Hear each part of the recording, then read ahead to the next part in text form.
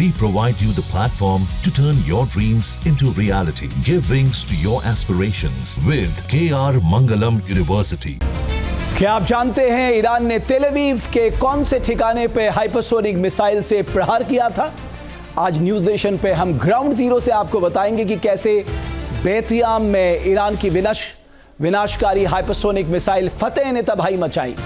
News nation reporter Rahul dabbas आज बेतियाम के ठीक उसी लोकेशन पर पहुंचे जहां ईरानी हाइपरसोनिक मिसाइल ने हिट किया था। पेश है तेल अवीव के बेतियाम से हमारी ये एक्सक्लूसिव रिपोर्ट। ईरान की कोशिश थी कि इजराइल को भी गाजा जैसा जख्म दिया जाए और जख्म दिया गया बेतियाम में। बेतियाम के एक रिहायशी इलाके की छत के ऊपर से न्यूज़ नेशन आपको ग्राउंड रिपोर्ट दिखा रहा है और यकीन मानिए कि इस छत पर पहुंचना भी बेहद मुश्किल था क्योंकि सीढ़ियां टूटी हुई थी, मलबा बिखरा हुआ था और कांच से बचते हुए हम बामुश्किल इसकी छत पर पहुंचे हैं ताकि न्यूज़ नेशन के दर्शक, तमाम भारतीय दर्शक देख सके उन तस्वीरों को जो बेतियाम में हमले के यानी 14 जून के हमले के बाद भी नज़र आ रही है। सीधा तस्वीरों पे चलते हैं कि यहाँ पर कोई भी ऐसी इमारत शेष नहीं रह गई है जिसके शीशे बचे हों। टेम्परेरी हालत में फ़िलहाल इसके ऊपर बैरिकेडिंग करके लोगों ने रहना शुरू किया है जिन घरों को ख़तरनाक डिक्लेयर नहीं किया गया है, लेकिन बाकी घरों के हालात तो और भी ज़्यादा ख़तरनाक है, ख़राब है। कोई भी ऐसा घर नहीं है जहां नुकसान नहीं हुआ हो, किसी भी खिड़की में आपको कांच नज़र नहीं आएगा। जो सबसे ज़्यादा नुकसान होता है इससे पहले हमने यूक्रेन और आर्मेनिया अज़रबैजान के वॉर के दौरान भी देखा था, वो होता है बैलिस्टिक हमलों के बाद, बैलिस्टिक मिसाइल के हमलों के बाद कांच को लेकर के, क्योंकि जब शॉक वेव आती है तो कांच किसी बुलेट के तरीके से बैलिस्टिक स्पीड पर टकराता है और उससे ही लोगों की मृत्यु हो जाती है। यहाँ पर जिन 9 लोगों की मृत्यु हुई बेतियाम में, उनमें से 3 तो बच्चे थे और तीनों बच्चे शरणार्थी के तौर पर यूक्रेन से आए थे। तो सोचिए कि वो क्या सोच के आए होंगे यूक्रेन से कि उनके देश की हालात बहुत ख़राब है, कभी भी रूस की मिसाइलों से छलनी हो जाते हैं तमाम शहर और इज़राइल में रहेंगे, बेतियाम में रहेंगे, तेल अवीव में रहेंगे तो सुरक्षित रहेंगे। लेकिन कहते हैं कि जब स्थिति विपरीत हो तो कोई भी अनुकूल हालात बचते नहीं, शेष नहीं रह जाते और वो नज़र आते हैं इन बिल्डिंगों में। इन बिल्डिंगों के पूरे के पूरे इलाके, पूरे बिल्डिंग ब्लॉक को नुकसान पहुंचा है और ये वही बेतियाम है जिसमें ड्रोन से देखने पर पहचान ही नहीं हो पा रही कि ये वाकई ही इज़राइल है क्या, क्योंकि इज़राइल को फर्स्ट वर्ल्ड कंट्री के तौर पर, डेवलप्ड कंट्री के तौर पर देखा जाता है। लेकिन यहाँ कोई इमारत शेष नहीं है, कोई अपार्टमेंट शेष नहीं है, कहीं भी ऐसी जगह नहीं है जहाँ मलबे का ढेर ना हो, जहाँ नुकसान ना हुआ हो। और वही स्थिति हमें यहाँ भी नज़र आ रही है कि चारों तरफ टूटी हुई खिड़की, टूटा हुआ कांच, बिखरे हुए हालात और उसके अलावा नुकसान तो कंक्रीट को भी हुआ है। तो ये है बेतियाम का एरियल व्यू जो आप किसी छत के ऊपर से ही देख सकते हैं, क्योंकि नीचे पुलिस की बैरिकेडिंग की लिहाज से बहुत ज़्यादा कवरेज का मौका मिलना भी मुश्किल हो जाता है। यहाँ तक कि जो आसपास की छत है उन छतों को भी नुकसान हुआ है, क्योंकि जब बैलिस्टिक स्पीड से जाती है तो बैलिस्टिक स्पीड से जाने पर जो छतें हैं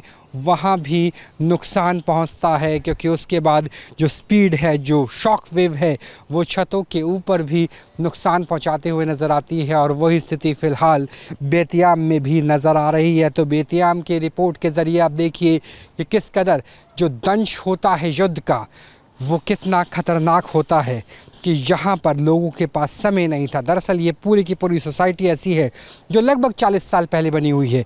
यहाँ पर कंपलसरी बंकर बनाने की, हर एक फ्लोर पर सेफ रूम बनाने की, बॉम्ब शेल्टर बनाने की योजना उस वक्त तक तैयार नहीं हुई थी, क्योंकि बेतियाम किसी भी बॉर्डर से दूर पड़ता है। लेकिन जब ये फ्लैट्स बने, जब अपार्टमेंट्स बने, तब ज़रूरत नहीं थी, लेकिन अब ज़रूरत है।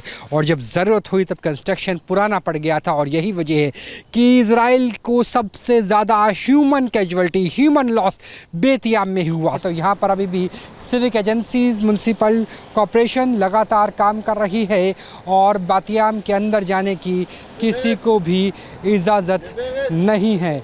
और ये स्थिति नज़र आती है यहाँ तक कि जो लोकल रेजिडेंट्स हैं वो भी अपनी गाड़ियों के साथ अंदर नहीं जा पा रहे हैं। इस पूरे इलाके को कॉर्डन ऑफ कर दिया गया है। बेतियाम में सबसे ज़्यादा नुकसान हुआ था, सबसे ज़्यादा कैजुअल्टी हुई थी और यही वजह है कि यहाँ पर अभी भी निकलने नहीं दिया जा रहा। देखिए सामान किस तरीके से आता है, वो जो क्रेन है उसके ज़रिए सामान निकालते हुए यहाँ पे नज़र आ रहे हैं, ताकि जितना संभव हो लोगों का सामान निकाला जा सके। लेकिन लोगों को अंदर जाने की अनुमति नहीं है। अगर सामान है तो क्रेन्स के ज़रिए लाया जाएगा, और वो क्रेन भी म्युनिसिपल कॉर्पोरेशन की होगी, सिविक एडमिनिस्ट्रेशन की होगी, और उसके ज़रिए ही सामान लेकर जाएगा। बाकी जितनी भी आप खिड़कियाँ आपको नज़र आएंगी, वो खिड़कियाँ, वो दरवाजे, वो इमारतें, वो सब कुछ चकनाचूर हो चुका है, मटियामेट हो चुका है। और ये तस्वीरें, कहा जाता है कि एक तस्वीर 100 शब्दों से ज़्यादा बेहतर होती है।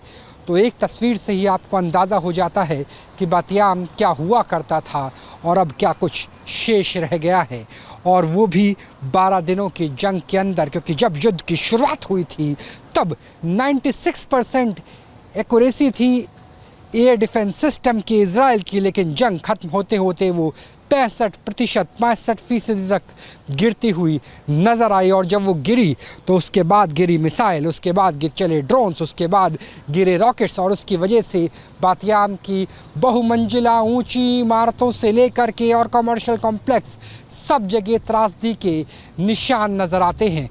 तो ये हालात है बातियाम की, और बातियाम में किस तरीके से नुकसान हुआ, उस नुकसान की तस्वीरों को भी न्यूज़ नेशन के ज़रिए तमाम हिंदुस्तान के दर्शक देख लीजिए कि जब जंग की गूंज होती है तो उस जोश के ठंडा होने के बाद दोज़ख ही नज़र आती है। और वो दोज़ख की तस्वीरें हैं, वो तस्वीरें बयां करती है कि बातियाम एक सैटेलाइट सिटी के तौर पर कितना बड़ा हुआ करता था।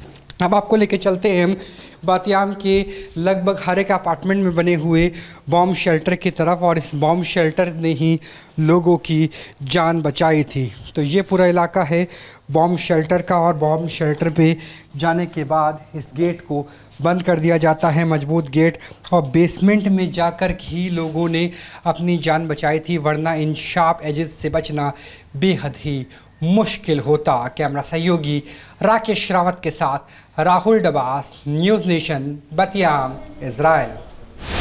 जहां भक्ति है हर शब्द में, कथाओं में छुपे हैं दिव्य रहस्य, और ज्योतिष देता है जीवन को दिशा। धर्म से जुड़ी हर बातों को जानने के लिए हमारे चैनल स्तुति को सब्सक्राइब करें। चैनल पर जाने के लिए इस लिंक पर क्लिक करें।